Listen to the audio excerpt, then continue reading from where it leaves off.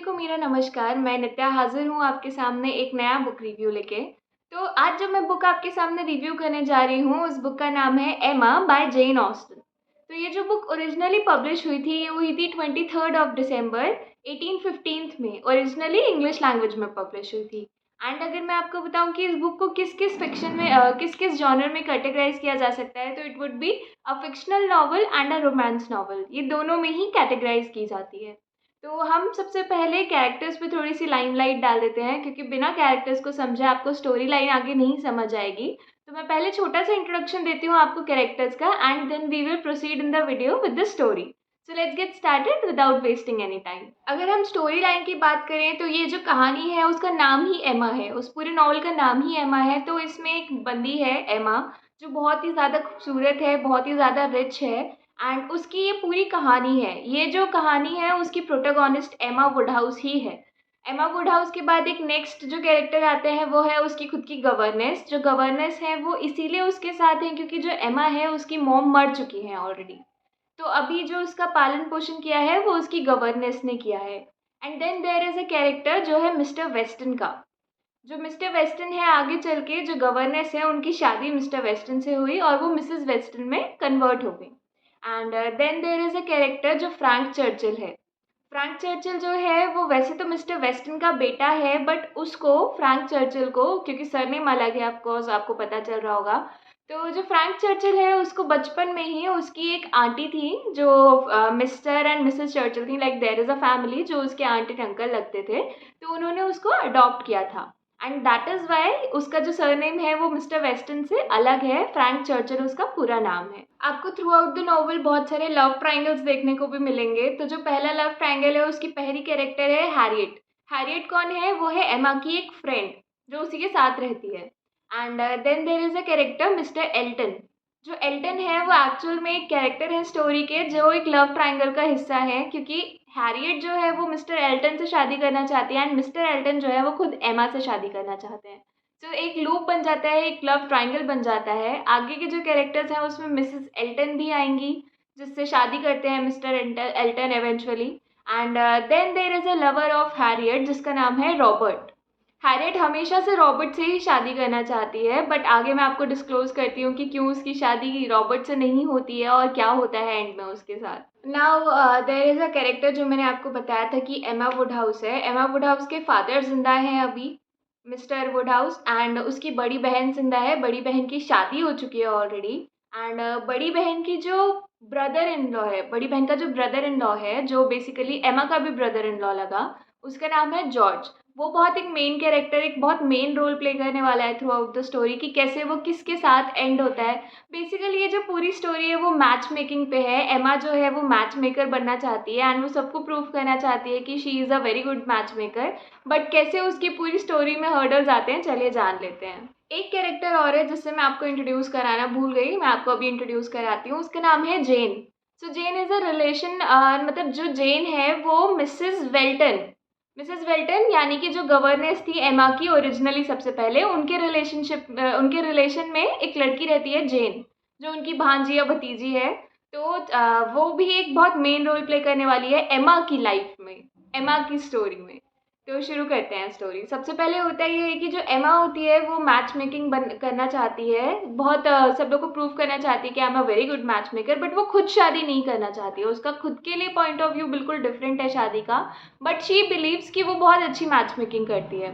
तो सबसे पहले वो जो मैच मेकिंग करती है वो एक्चुअल में उसकी खुद की गवर्नेस एंड मिस्टर विल्टन, ये जो है इन दोनों की मैच मेकिंग करती है। इवेंचुअली इन दोनों की शादी हो जाती है तो उसको और भी ज़्यादा कॉन्फिडेंस आ जाता है कि I am very good at this.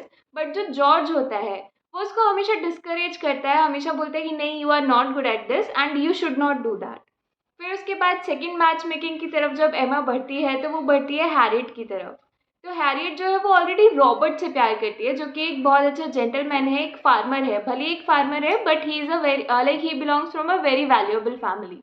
तो होता क्या है कि एमा जो बोलती है हैरियट को, बोलती है कि तुम रॉबर्ट से प्यार मत करो, रॉबर्ट से शादी मत करो, तुम्हारे लिए जो परफेक्ट फिट रहेंगे वो मिस्टर एल्टन रहेंगे।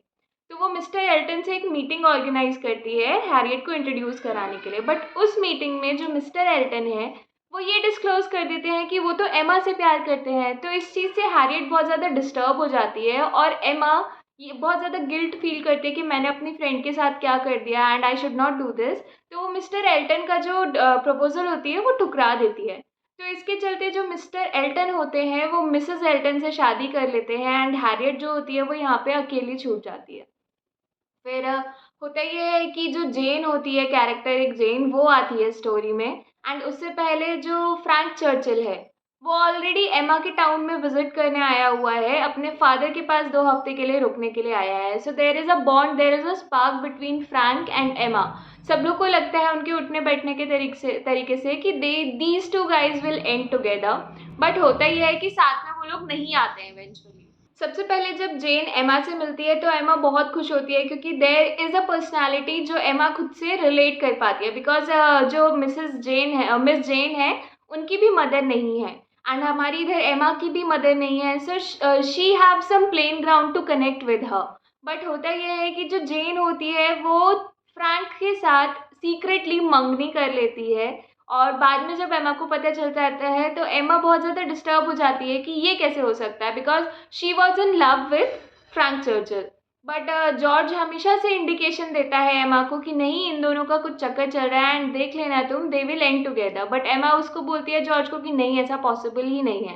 एंड मीन वाइल जब ये स्टोरी चल रही होती है तो जॉर्ज और हैरियट मिलते हैं। तो हैरियट की तरफ से जॉर्ज का भी थोड़ा सा स्पार्क होता है।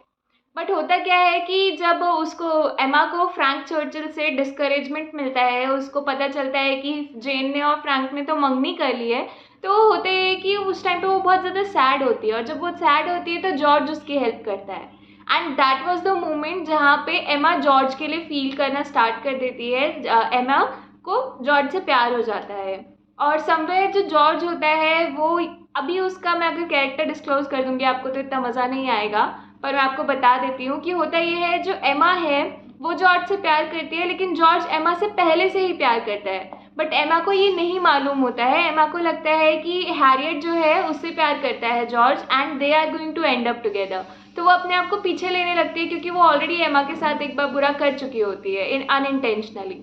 बट होता ये है कि जो जॉर्ज होता है वो एमा कुछ करे उससे पहले ही एमा को आके कन्फेस कर देता है हैरियट की जगह पे एंड हैरियट फिर से एक बार हार्ट ब्रोकन हो जाती है।